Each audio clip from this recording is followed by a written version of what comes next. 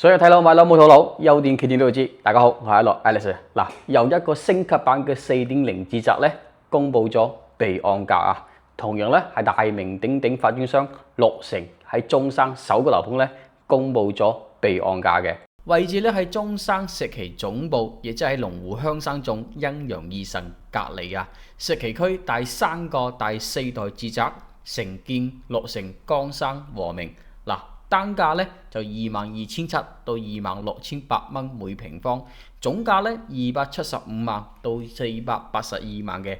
我哋查到咧呢一次嘅備案流動咧就係首次開盤嘅2座、3座同埋5座嘅，總共146套，面積定咧係119、139、179三個戶型，咁其中3座咧係119平方戶型。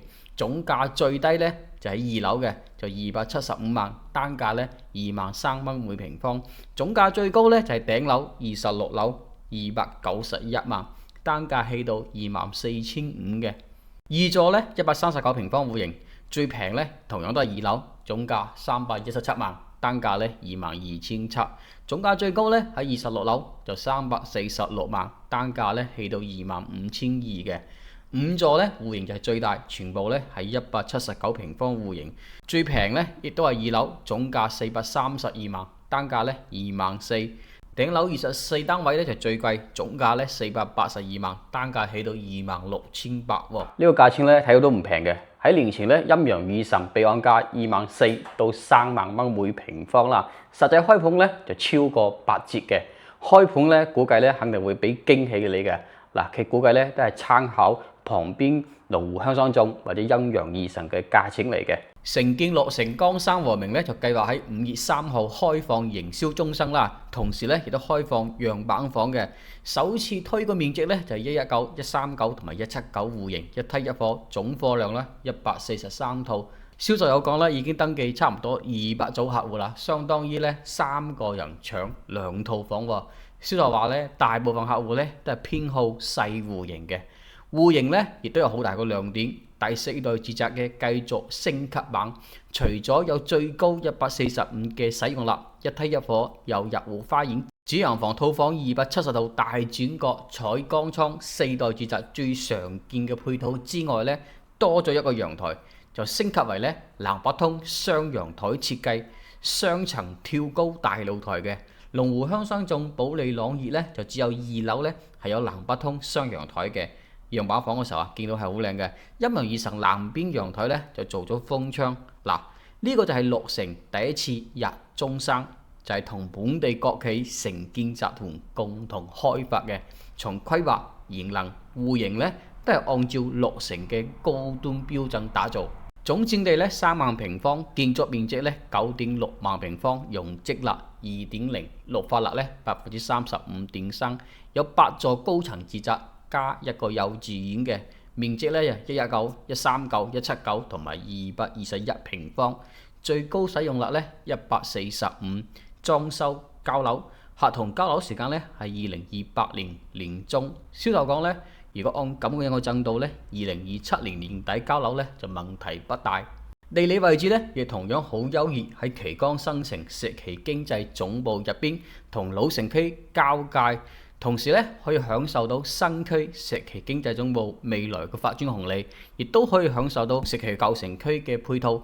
對面屋苑咧係時代宏圖，已經入住咗多年，佢樓下個商業街鋪咧幾乎咧都有開嘅，適客咧就唔係好多，日後應該咧會更加熱鬧啲嘅。特別提醒下咧，時代宏圖嘅屋苑咧最高樓咧就18樓，所以大家想要景觀開揚咧，就起碼20樓以上咧就靚啲啦。呢個位置咧有本地人最睇重嘅就係學校資源，石岐區最靚嘅學校咧都喺呢一邊。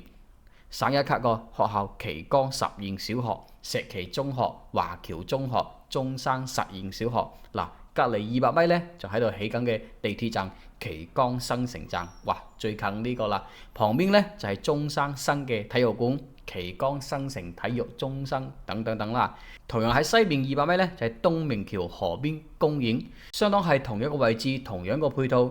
建華龍湖香山頌石岐第1個第4代住宅啦，2025年5月份開盤嘅，1年時間咧就幾乎清盤賣完啦。佢總共咧有468套房型嘅，銷售氣化差唔多93.4啊，真實網簽咧437套。石岐區第二個第四代住宅陰陽二神開盤咗3個月，賣咗193套。佢咧有308套房型嘅，已經網簽咗193套，網簽率咧62.7%，實際銷售咧會更加高嘅。依家咧就只有剩低153同埋179平方大戶型。目前承建落成江山和明咧係做誠意登記認籌嘅，亦即係支付寶咧凍結5萬蚊咧就可以優先揀房號啦。到時候開盤咧，譬如話價錢唔滿意或者咧揀唔到自己啱心水嘅房號咧，10個工作日咧認籌金咧會自動退翻俾你，唔需要手續費嘅。嗱，香港客戶特殊情況咧，2萬蚊認籌金咧亦都可以嘅。嗱，有需要嘅香港客戶咧，我亦都可以幫你做誠意登記認籌啦。屆時咧開咗樣板房，再上嚟睇房咧都可以嘅。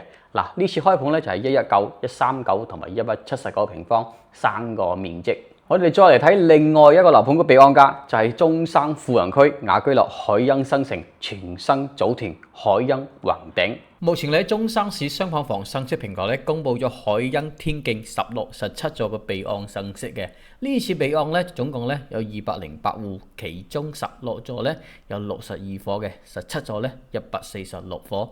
備案個價錢期間咧1萬到15000蚊每平方。嗱，如果16座咧就全部都係322平方嘅大平層，即係一層咧只有2伙嘅，總價咧483萬蚊每套。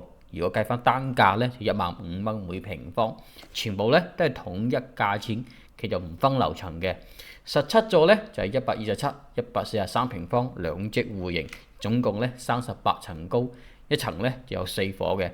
所有戶型、所有樓層單價咧都係1萬蚊每平方。嗱，舊年3座127同埋143平方戶型咧就做特價6000幾蚊每平方嘅，嗰時候咧就搶房大專。嗱，呢一次咧開盤估計咧亦都會俾到驚喜價你啊！海欣天徑4棟住宅咧，其實咧就係海欣宏頂嘅第4期。嗱，呢個位置咧就屬於海欣宏頂當中最靚噶啦，因為佢總體抬高咗40米設計，南向又冇遮擋，非常之開闊個景觀之源。睇奧斯湖、睇別墅景、高爾夫球場景、五桂山景、長江水庫啊，都可以睇到。景觀咧就係一個好大嘅賣點嚟嘅。嗱，之前海欣宏頂做特價嘅時候，我拍片做測評嘅時候咧，就同大家講16座同埋17後期幾座咧就值得大家等待嘅。如果搶唔到3座特價房型嘅客戶咧，就冇升格起買1座，因為1座咧係呢個屋苑最大個缺點，就係太近南外環快速路啦，非常之大嘅噪音嚟嘅。而16、17後期幾座咧係樓盤最好位置，佢又唔靠大馬路喎。又喺南邊第一排有最靚個景觀。海欣宏頂咧喺5·1假期咧就會正式開放17座，亦即係127、143平方嘅樣板房。嗱，大家有心水咧就約我睇樓。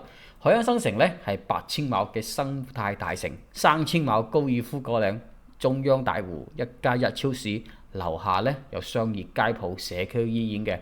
反正咧除咗西北邊呢條快速路嘅噪音咧，其他就冇問題啦。可以咁講啦，已經形成咗一個小鎮，因為佢沉澱超過咗20年，入住率好高，又係富人區，所以社區入邊咧日常生活配套咧全部都有齊嘅。而最後一期宏頂呢個新樓盤咧，佢個賢能會所戶型設計咧係屬於雅居樂入邊最優秀嘅。雅居樂早前個設計咧真係好一般，因為咧我有做20樓嘅公司地鋪咧，就係呢個片區。太熟悉佢啦。好，大家想了解中山、珠海，包括成個大灣區嘅樓盤，無論新樓盤、地質咧，都可以幫到你嘅。需要更詳細嘅樓盤情況以及優缺點咧，可以加我微信或者 WhatsApp。想睇樓，可以接送大家過嚟實地考察，了解對比咗之後，慢慢再做選擇。關注訂閱我，睇樓冇套路。